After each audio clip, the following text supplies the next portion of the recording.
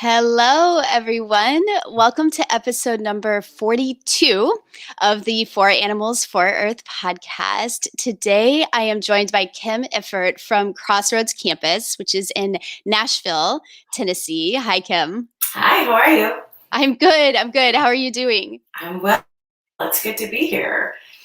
I'm so excited that you're here, and I will share with everybody our quick little crazy story.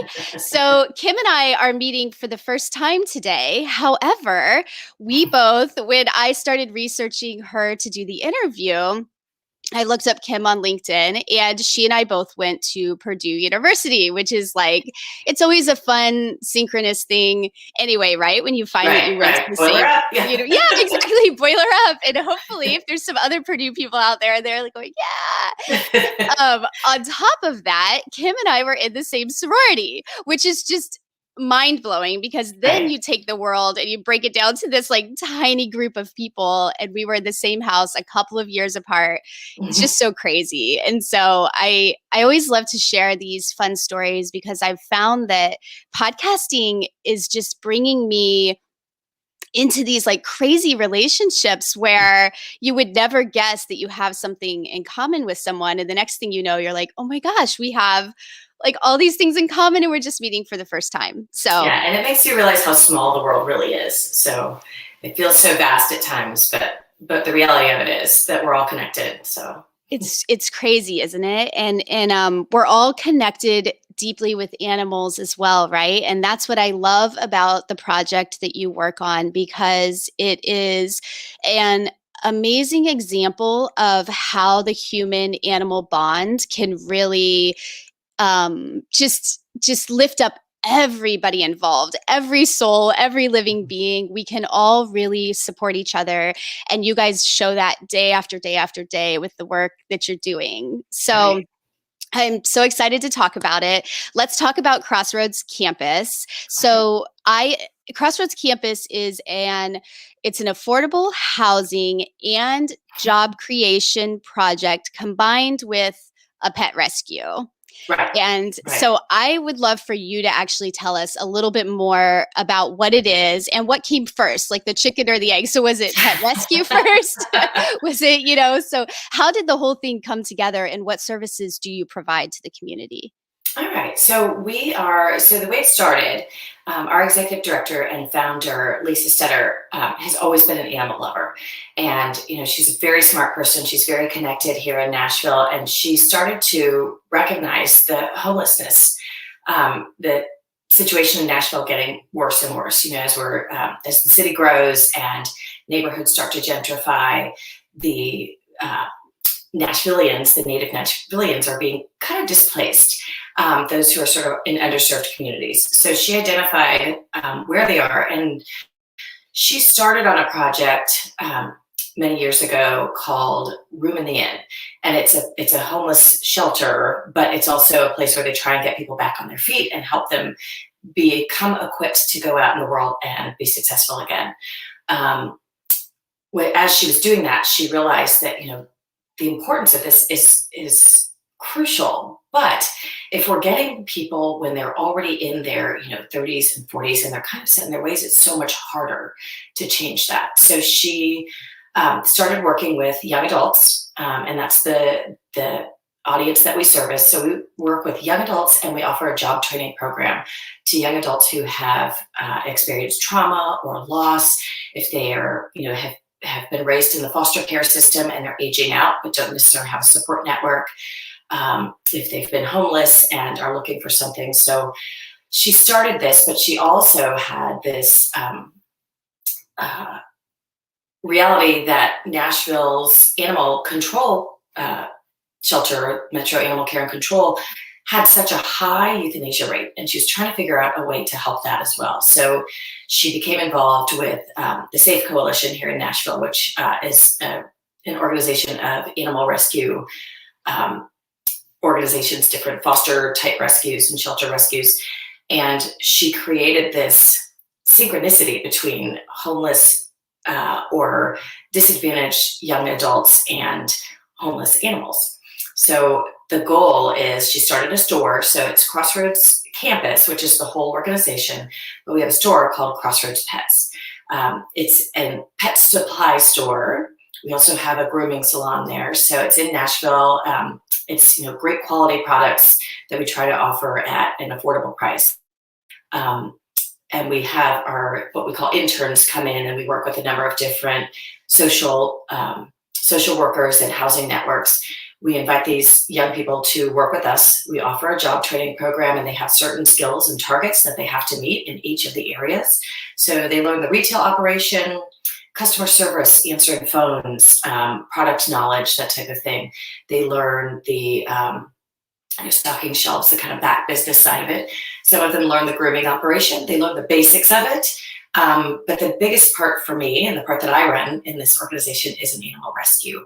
So we work with our Metro Animal Care and Control, and we work with a number of other larger animal control facilities. And we pull the kind of shy, fearful, the animals that would be hard to place in most shelters. If they look like they have kennel aggression, or if they're hiding in the back of their kennel, they come to our shelter.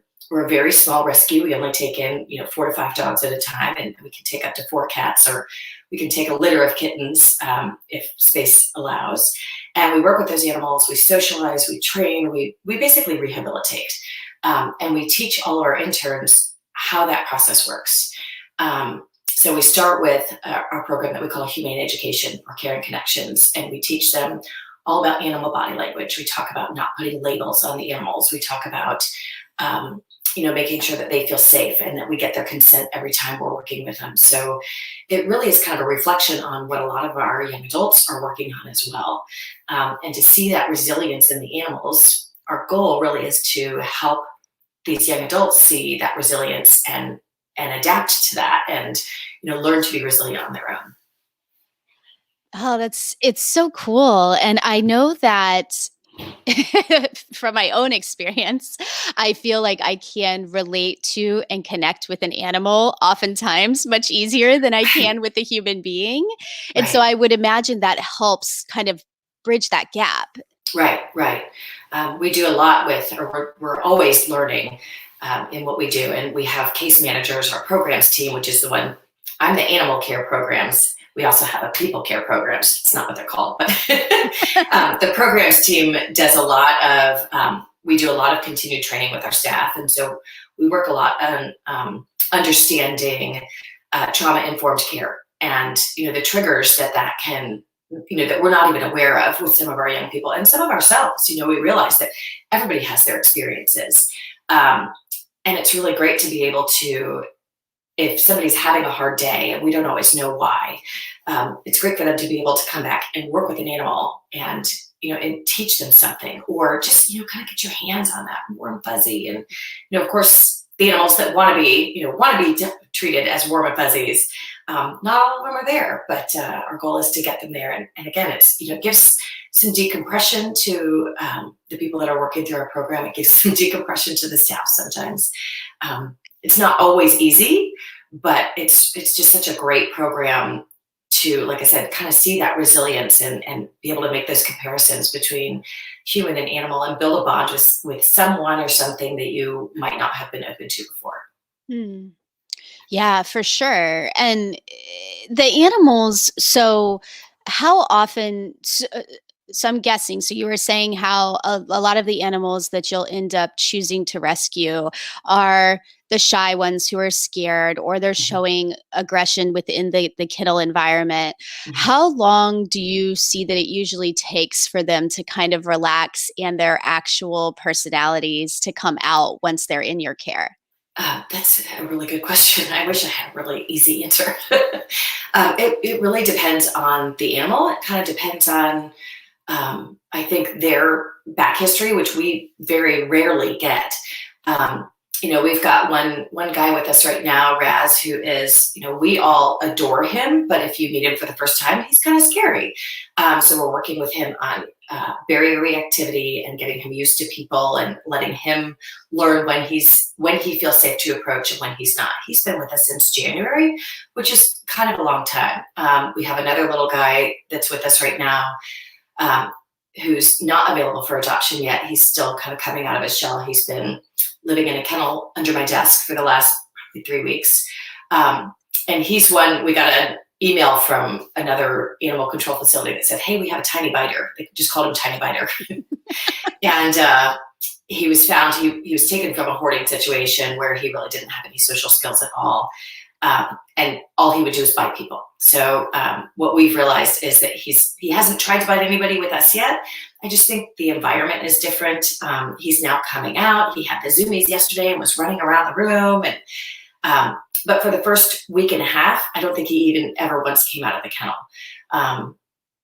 So it really depends on the animal. And then we've had others that, we've picked up and have heard, horror stories about this dog does this and this dog does that. And within a week, the dog is like, hey, everybody's great. So we had one, his name was Rudy, and he's actually, we just sent a newsletter out this morning that that in the shelter he was in prior to us, the only person that could handle him was the vet.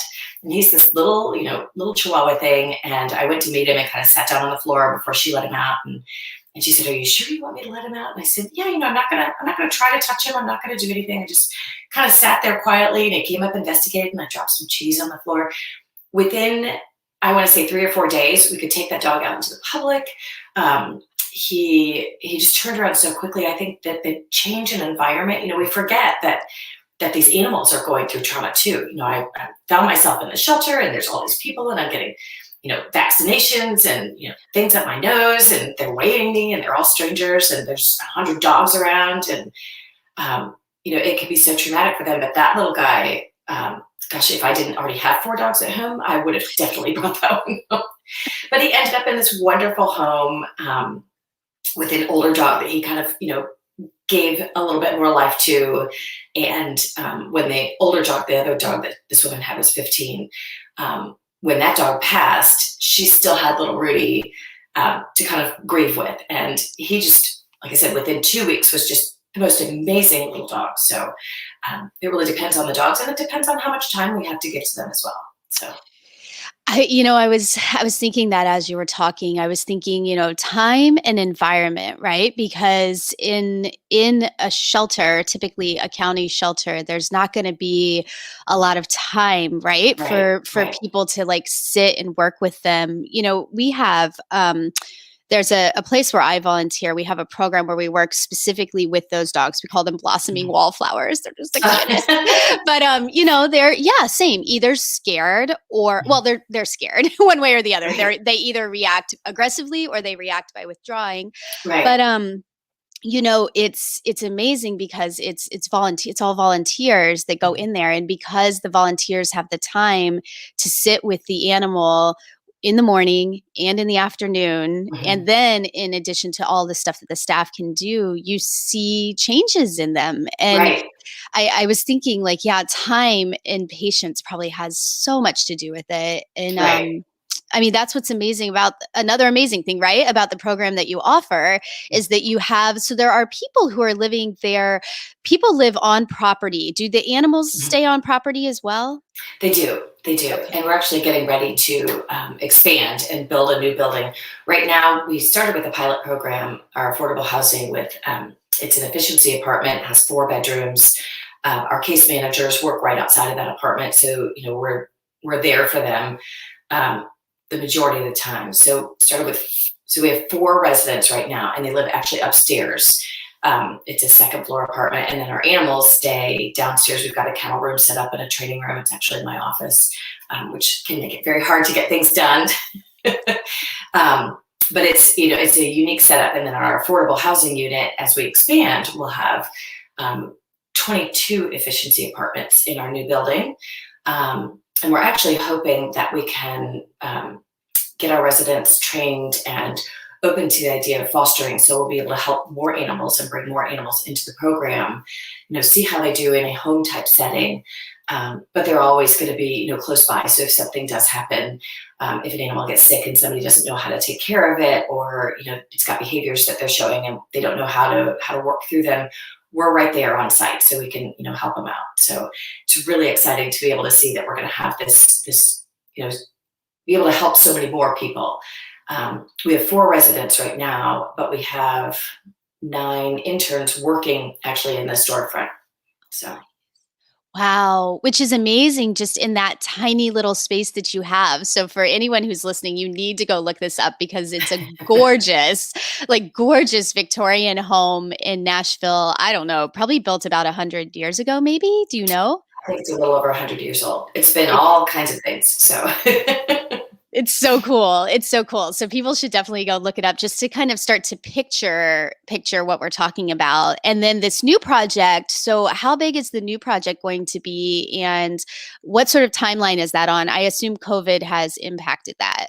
COVID's definitely impacted, and a lot of it's fundraising and COVID. So many people losing their jobs and being put in tough positions. The fundraising definitely slows down. We were also hit by the tornado last year that came through on March 3rd, so that definitely slowed us down. We had to put our money into other places that we hadn't anticipated. But so the new project is going to be in North Nashville on 16th and Buchanan, which is actually, the zip code there is the zip code that has the highest incarceration rate of any zip code in the country. So our goal is to get in there and help provide resources.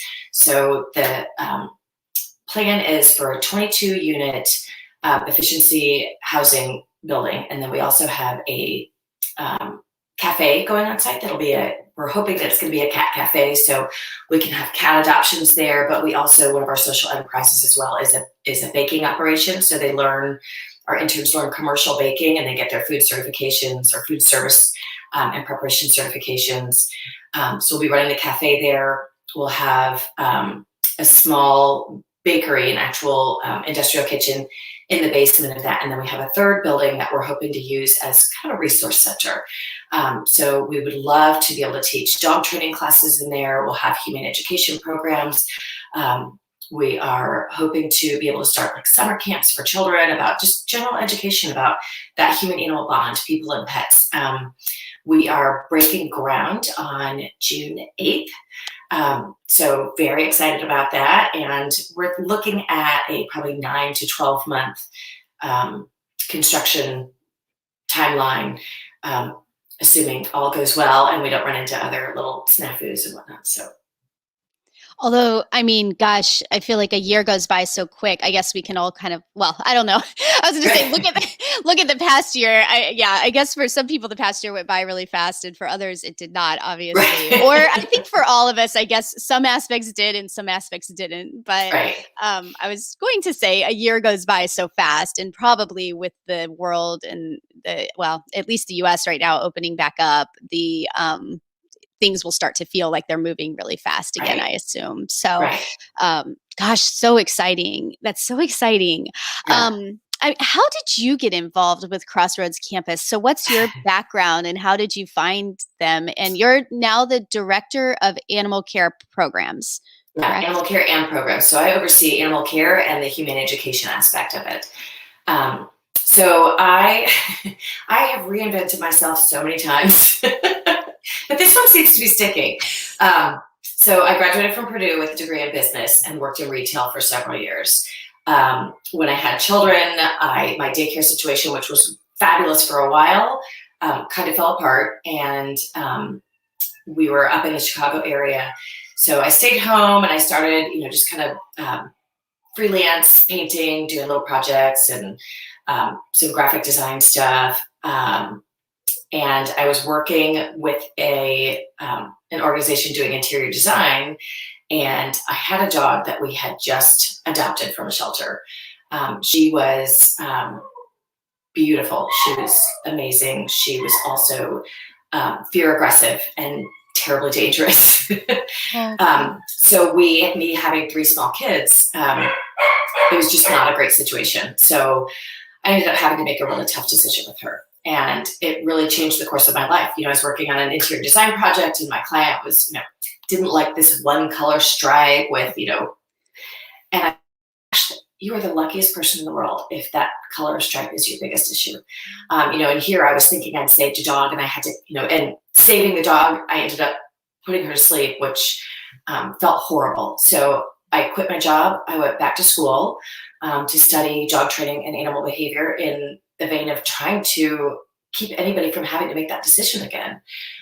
It was heart-wrenching for, for all of us. Although it was still the right decision for the dog, who was just, living fear every day. And for my kids and all for my neighbors. I had a 100-pound dog that didn't like people, or was afraid of people. So I went back to school and became a dog trainer. And then I started working at our local shelter and ended up through there just as a volunteer. Then I became kind of a behavior consultant. Then I became the dog trainer, starting classes there. Then I became the humane educator and starting programs for kids to come in or going out to schools and teaching them about animals. And then I took the job as the volunteer coordinator. So worked with volunteers and training them and getting them to see the shelter side of animals. You can't just go in and play with puppies. And that's a hard thing for people who are volunteering with animals. I just want to go play with them. I just want to love them. They're not ready to be loved yet. And some of them might never be until they get into a quieter setting.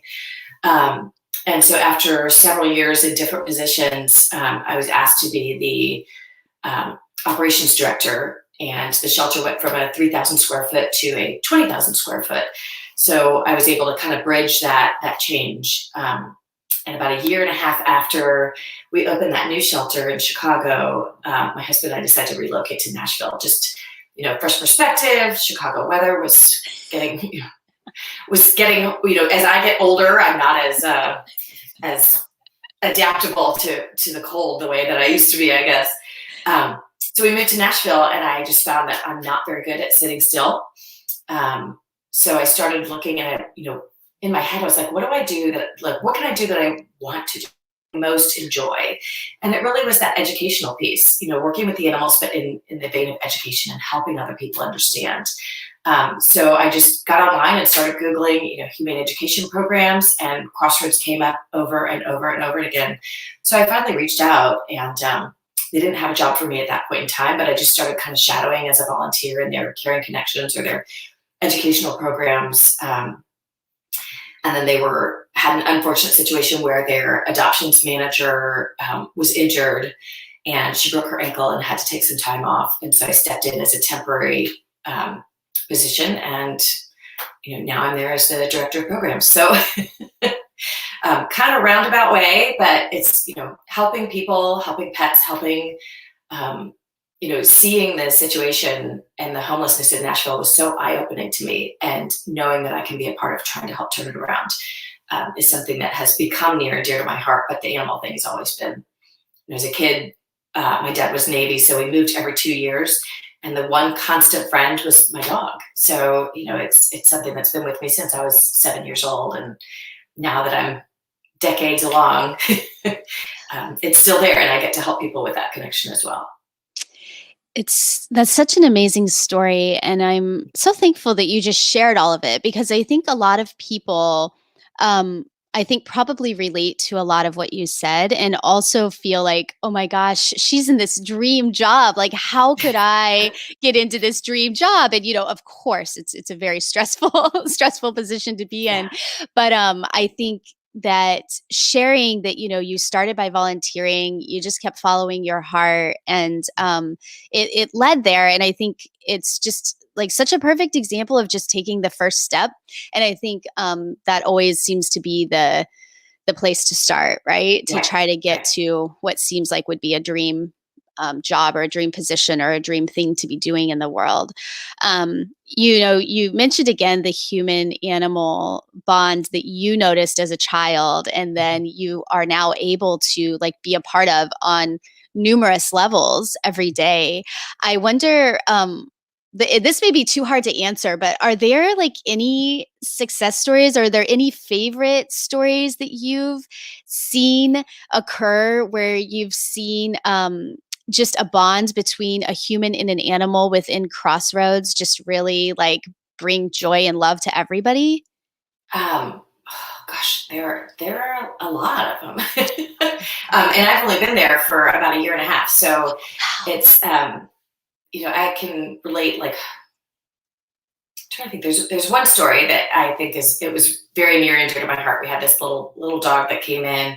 We called him Leo because he looked like a little tiny lion. He was a Pomeranian, Pekingese, something or other, some little red fluff ball.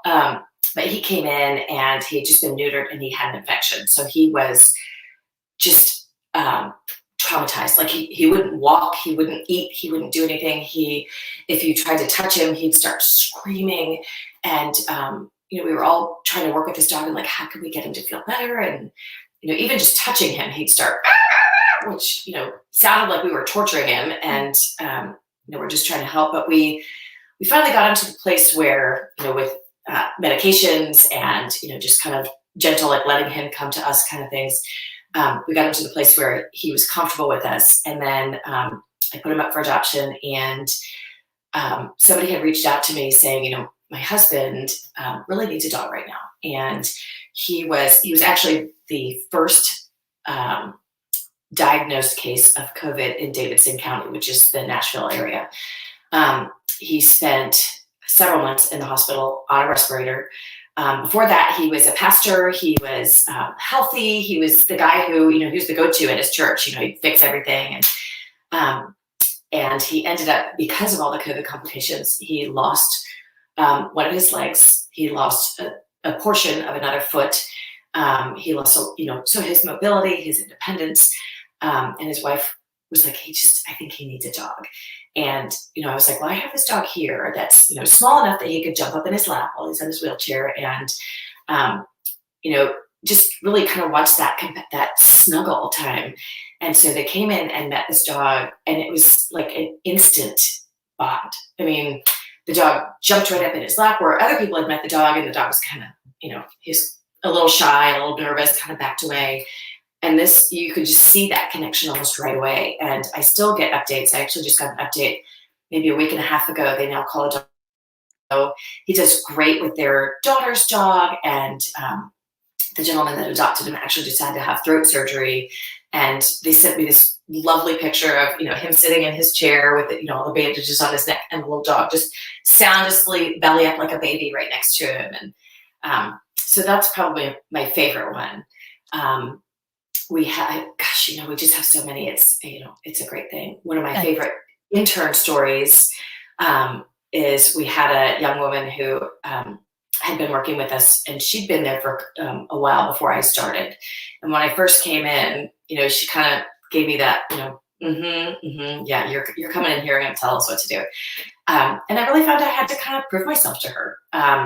And she has been through an awful lot in her life, and she has this hard exterior shell, and she was particularly interested in the grooming aspect, and she now has her own business, and she's working out of another organization that we partner with, Nashville Trailblazers, and she is a fear-free groomer. So she takes her time. Like, that's one of the things that we focus on, is taking your time and do it in a way that the dog feels good about what they're doing.